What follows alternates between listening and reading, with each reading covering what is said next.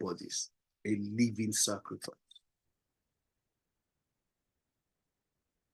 So there is that conversation that needs to be had to say that, can I still believe God even when everything do not seem to be going right? To say that, can I still believe God even for the things that I've hoped for and trusted for a long time before I could get there? Can I still believe God? Can I still trust God with them? That's the core of my conversation this evening. I beseech you, therefore, brethren, that you present your bodies, that you present yourself as a living sacrifice. Abraham, I need your son Isaac. Abraham says, yes, sir. Sacrifice. And he set out to obey the instruction. It's interesting because when Abraham and the gentleman started to go, it was Abraham, his son Isaac, his dearly beloved son Isaac, and the servants. Now picture this. Abraham was the master of the house. Isaac was the young master of the house. He had authority over the servants still. And all of them were going. Now I can assume that Isaac would not be carrying the wood. Isaac was not going to be carrying the fire. He was just going to be sauntering along with his father. Just moving with his father. And he was going to have a nice time. They were going with a donkey. And so he was going to be happy. He was going to be picking pebbles of stones, throwing them. He was going to be running around, looking at the thicket of bushes, looking at all the branches of the trees, plucking shrubs as he was moving along, having nice conversations with his father, being jolly, being merry, running around, laughing with the servant and all of that. And they were going to be walking. It was going to be a long distance, a fair distance. And they were going to be moving. All of them moving together. It was a nice time, fantastic time. He had no care at that point because, of course, he saw they were going with a donkey. So in his mind, he would be assuming that the donkey was going to be the animal for the sacrifice. But all of a sudden, they'd get to a certain point, and Abraham will say to them, servants, stay here with the donkey. The lad and I will go yonder and worship. Now, every time I read the scripture, I'm always perplexed at Abraham's faith. Because Abraham said, I'm going with this young man to worship. And we will come back to you. Abraham did not say, I will come back to you. That begins to give suggestions about the kind of faith he had. He did not even tell them that they were going for sacrifice. We were going to worship. And we will come back to you after worship. Of course, when they were setting out from the house, the intentions were clear. We were going for a sacrifice. But he told them, stay here. The young man and I were going for worship. And we will come back to you. Both of us will come back to you. What faith! So Abraham took the wood to be used for the burnt offering, took it, placed it on Isaac, his son. This is confirmation to us that Isaac was not the one carrying the wood all along. Isaac, this is now a conversation between both of us. These guys cannot be a part of the next level of what we are embarking upon. It's just you and I. Let's go.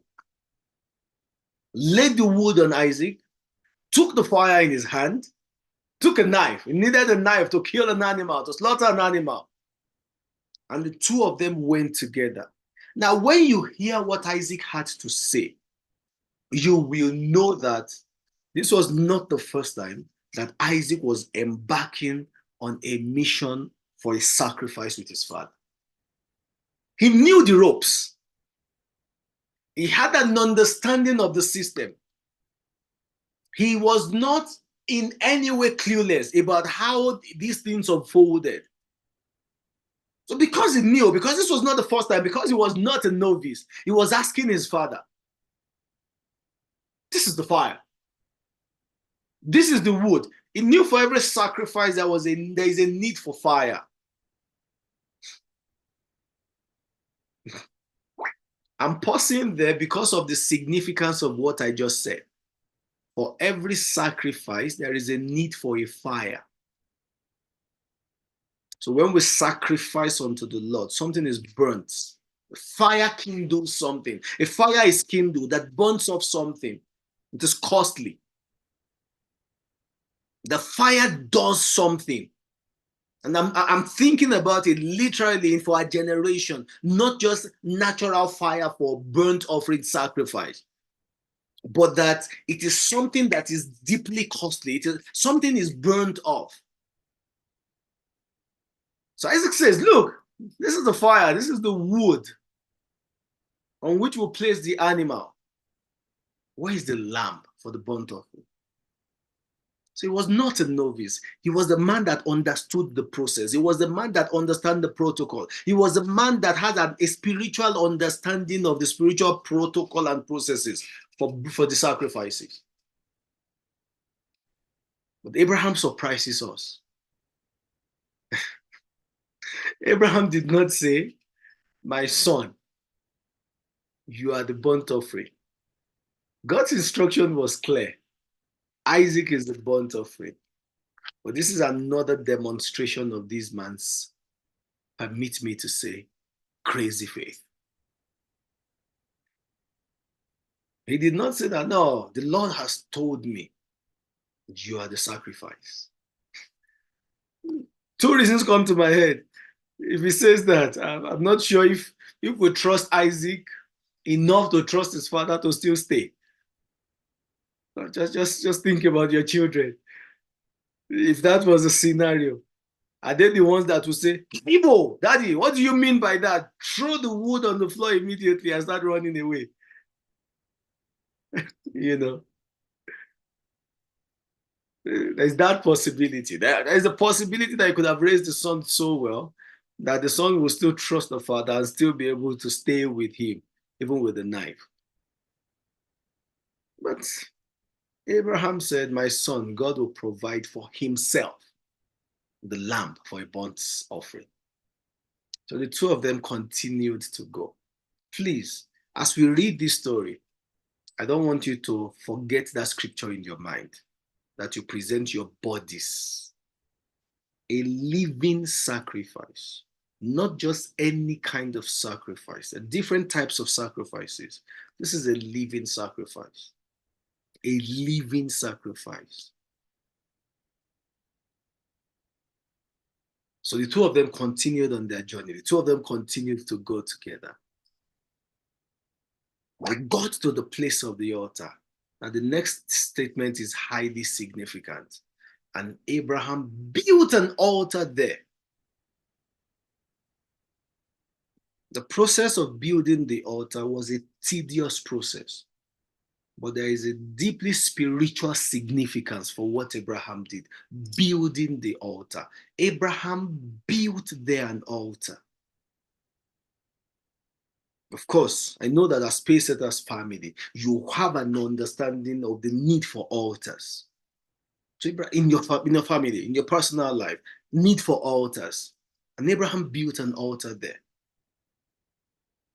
Deeply significant, he placed the wood in order. Our God is a God of order. He was not doing it anyhow.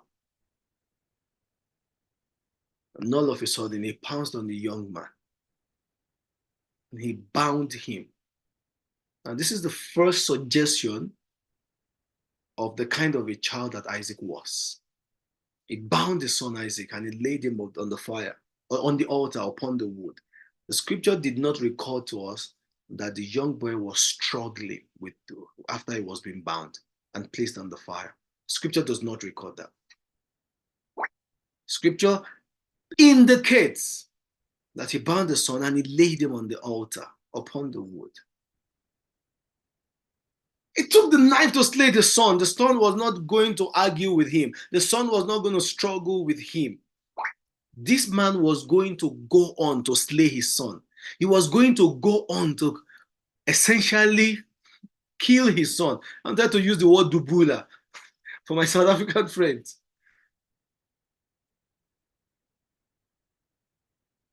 Once that is done, he had proven beyond reasonable doubt to God that this man would definitely not withhold this guy from him. And the Lord would then begin to ask himself, if you waited for a child for 99 years, and your wife only conceived in the 99th year, so you waited for 100 years essentially before the child was born. You've waited for that long. And I'm asking you for that. And you're not going to withhold that child from me. Wow. What is it that you will want to withhold from me? God could not find that thing anymore. As a result of this, God could only say, I will bless you. Again, that you present your bodies a